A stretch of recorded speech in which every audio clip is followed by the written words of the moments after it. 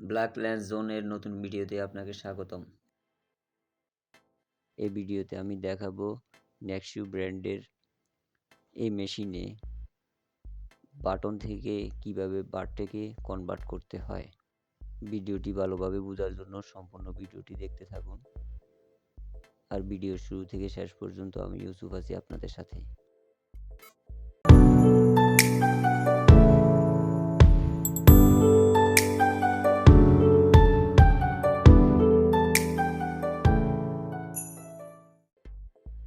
বারটেক থেকে বাটনে কনভার্ট করার জন্য সর্বপ্রথম আমি প্যানেলের ইন্টারফেসে চলে আসলাম। আপনারা দেখতে পাচ্ছেন এটা হচ্ছে মেশিনের যে প্যানেল থাকে তার ইন্টারফেস।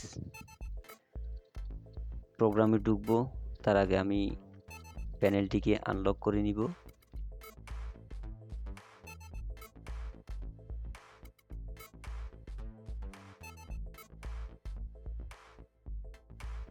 আনলক বাটনে চাপ দিব, এরপর সেটিং বাটনে ঢুকবো।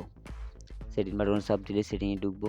এরপর উপর কর্নারে লেখা থাকবে সেট প্যারামিটারস, সেখানে ঢুকতে হবে। ঢুকার পর একদম নিচে যে ফাংশনটা দেওয়া থাকবে সুপার সেট, এই ফাংশনে আমাকে ঢুকতে হবে। সেই জন্য সুপার সেটের নির্দিষ্ট পাসওয়ার্ড দিব। পাসওয়ার্ড দেওয়ার পর ইন্টার বাটন চাপ দিব।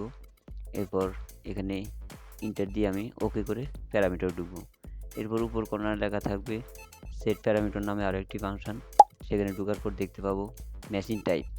এখানে দেওয়া আসে 438F, এটা হচ্ছে বাটনের টাইপ কোড।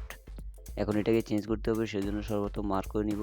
তারপর নিচে যে প্লাস মাইনাস চিহ্ন দেওয়া আছে সেখানে মাইনাস চিহ্ন চাপ দিলে কোডটি পরিবর্তন হয়ে 430F হয়ে যাবে। এটাই হচ্ছে বারটেকের কোড।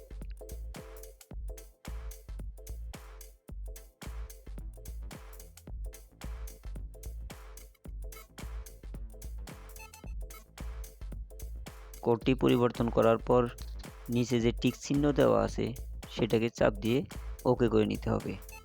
এরপর দেখতে পাবো যে এখানে লেখা আছে প্লিজ রিস্টার্ট। এখন সুইচ পাওয়ার অফ করে দিতে হবে।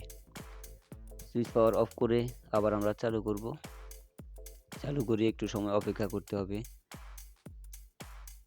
মেশিনটি চালু হওয়ার জন্য আমরা অপেক্ষা করছি।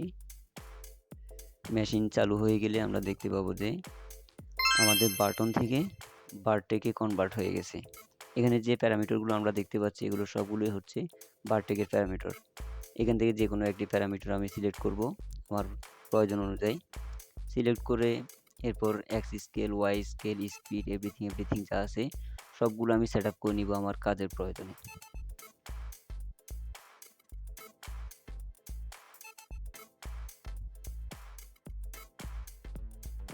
সেট আপ করে নিলাম।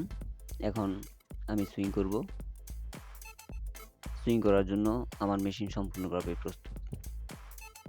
ভিডিওটি সম্পূর্ণ দেখার জন্য আপনাকে অসংখ্য ধন্যবাদ। এই রিলেটেড আরও ইন্ডাস্ট্রিয়াল সুইং মেশিনের ভিডিও দেখতে চাইলে চ্যানেলটি সাবস্ক্রাইব করে পাশে থাকুন এবং কোনো মতামত থাকলে জানাতে ভুলবেন না কিন্তু।